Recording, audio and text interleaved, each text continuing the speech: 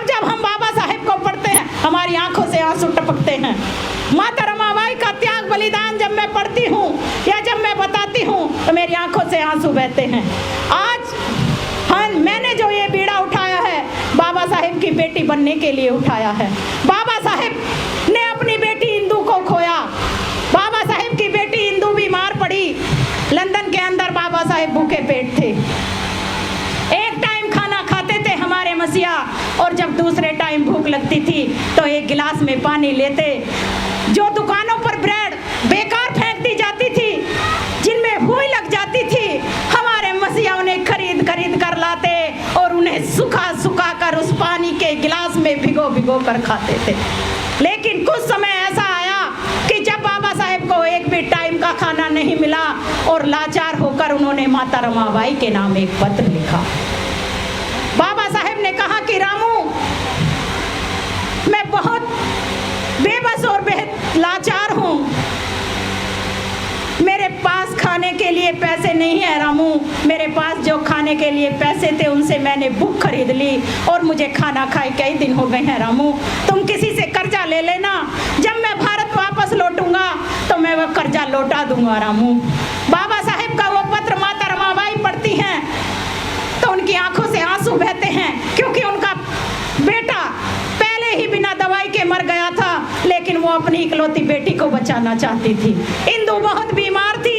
बाबा साहेब का पत्र आता है तो उस पत्र को पढ़कर उनकी आंखों से आंसुओं की धारा बह निकलती है कि एक तरफ मेरी बेटी है तो दूसरी तरफ मेरे साहब हैं, जिन्होंने इस समाज की गुलामी की जंजीरों को तोड़ने का संकल्प लिया है।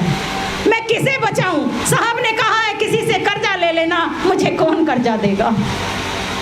इस हिंदू धर्म के अंदर, इस मनुवाद के अंदर मुझे कोई कर्जा नहीं देगा।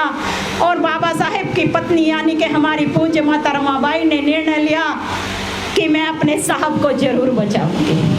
आज मेरी एक बेटी मरे तो कोई बात नहीं, लेकिन मेरे साहब का जिंदा रहना बहुत जरूरी है, क्योंकि अगर मेरे साहब जिंदा रहेंगे तो मेरी आने वाली करोड़ों हिंदुओं को सम्मान का जीवन देंगे। और इसलिए बाबा साहेब को वो चुनती हैं, उनकी बेटी की मौत हो जाती है।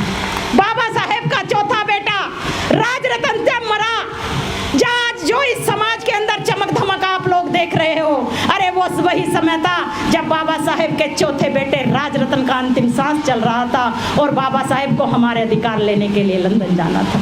बाबा साहेब ने अपने बेटे को नहीं चुना, बात शॉर्ट में कर रही हूँ। बाबा साहेब ने हमें चुन लिया और अपनी पत्नी माता रमाबाई से कह दिया कि रामू मर जाने दे तू आज राजरतन को। क्यों मर जाने दे?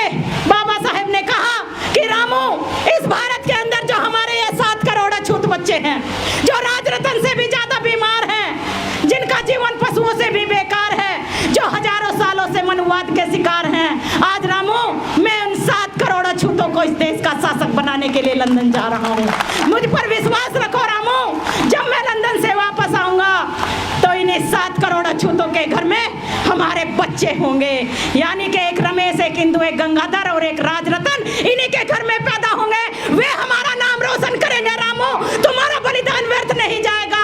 लेकिन बाबा साहेब को नहीं पता था कि बाबा साहेब आपके जाने के बाद ये समाज नमक हराम निकलेगा।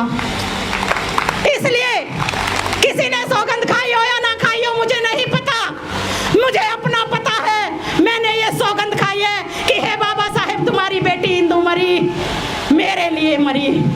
माता रमाबाई ने जो त्याग बलिदान किया वो मेरे लिए किया। हे बाबा साहेब, आप लंदन के अंदर भूखे पेट रहे तो वो मेरे लिए रहे, क्योंकि आप अगर मुझे अधिकार न दिलाते, कौन पूछता था इस राखी रावण को? अरे ये राखी रावण आज पता नहीं किसी राजपूत के घर में मिलती, झाड़ू पोछे का काम करती या कुछ फटे वस्त्रों में मिलती। आज जो राखी रावण को सम्मान मिला है वो बाबा साहेब के कारण मिला है। इसलिए है बाबा साहेब, ये जिंदगी आपके मिशन में ही जाएगी, मुझे इसकी परवाह नहीं। और इसलिए मैंने और सहरा जी ने ये फैसला किया है कि चाहे 10 भी लोग होंगे, हम उन्हें ही समझाएंगे। 10 में से 1 सुधरेगा, 2 सुधरेगा, लेकिन हम अपने काम से हार नहीं मानेंगे और इस मनुवाद की धज्जी उड़ाते रहेंगे, हम पीछे नहीं हटेंगे। जब बाबा साहेब ने कह दिया तो हम कौन करने वाले हैं?